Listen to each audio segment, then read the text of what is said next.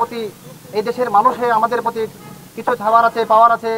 আমরা যেহেতু রাষ্ট্রবিজ্ঞানের স্টুডেন্ট, আমরা অবশ্যই তৃতীয় বর্ষে আন্তর্জাতিক রাজনীতি একটা চ্যাপ্টার নিয়ে পড়াশোনা করেছি। ওইখানে সারা বিশ্বের রাজনীতি নিয়ে আলোচনা করা হয়েছে।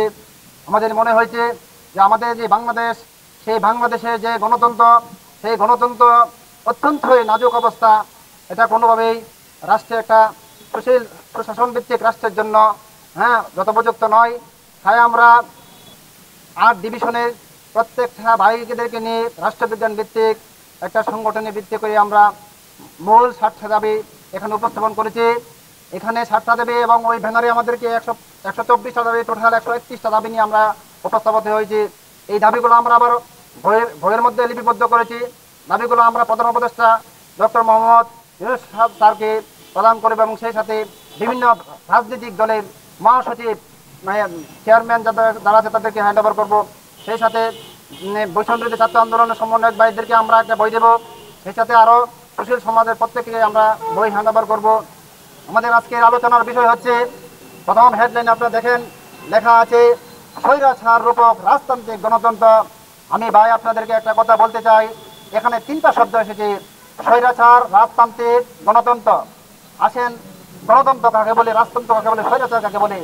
এখানে আমাদের দেশে 3টি সমন্বয় বিরাজমান বিধায় এই দেশ বারবার স্বাধীনতার পরে 1972 সালে পর থেকেই দেখা গেছে যে স্বাধীনতার পর এই ভার সরকার ব্যবস্থায় সরকারগুলো জনগণ বান্ধব হওয়ার পরেও একটা পর্যায়ে স্বৈরশাসকের রূপ ধারণ করে, যা মানুষের আকাঙ্ক্ষার বিপরীত দিকে কাজ করে।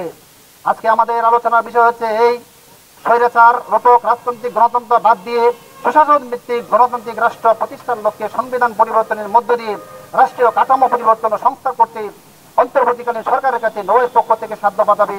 এখানে স্বৈরাচার রাজতান্ত্রিক গণতন্ত্র হচ্ছে ভাই, সত্য কথা বলতে, রাজতান্ত্রিক তো ওই ব্যবস্থাকে বলা হয় যেখানে রাজা ছেলে রাজা হবে, ওইখানে জনগণের কোনো সম্পৃক্ততা থাকে না। আমাদের দেশে গণতন্ত্র নামমাত্র গণতন্ত্র, এই গণতন্ত্রের ভিতরে আছে রাজতন্ত্র। আপনারা দেখেন স্বাধীনতার পর থেকে বারবার যারা নির্বাচিত হয়েছে, কোনো না কোনো প্রেক্ষাপটে দেখা যাচ্ছে তারা এক ধরনের রাজতান্ত্রিক পরিবার থেকে বেরিয়ে আসছে। হয়তোবা কারো যোগ্যতা ছিল স্বাধীনতা উত্তর এই দেশের রাষ্ট্রপ্রধান হওয়ার, কিন্তু পরবর্তীতে যারা এদেশে রাষ্ট্রপ্রধান হয়েছে প্রত্যেকে তাদের অনুসারী হিসাবে, অর্থাৎ আমি সঠিকভাবে বলতে হয় এই দেখেন, বঙ্গবন্ধু শেখ মুজিবুর রহমানের মেয়ে শেখ হাসিনা, উনি প্রধানমন্ত্রী হয়েছে শুধুমাত্র একটিমাত্র কারণে, ওনার বাবা শেখ মুজিবুর রহমান বিদায়। উনি যদি শেখ মুজিবুর রহমানের মেয়ে না হতেন তাহলে আমরা কিন্তু ওনাকে অবশ্যই এই অবস্থানে দেখতে পেতাম না, অর্থাৎ প্রধানমন্ত্রী পদে দেখতে পেতাম না।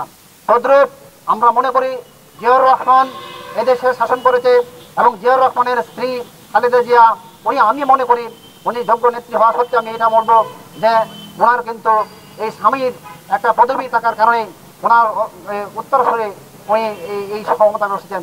কারণ হচ্ছে আজকে যদি আমরা দেখতে পাই পরবর্তীতে জেনারেশনে তারেক জিয়ার আপামর জনতা বৈষম্য বিরোধী ছাত্র আন্দোলনের সংগঠনের ব্যানারে এসে স্বৈর সরকার পতন করলো, তখন আমরা বুঝতে পেরেছি যে আমাদের এই দেশের এলাকা ভিত্তিক গড়ে তুলেছিলাম, কিন্তু বিভিন্ন দাবি দাবা ওই স্বৈরাচার শাসকের অধীনে উপস্থাপন করতে পারি নাই।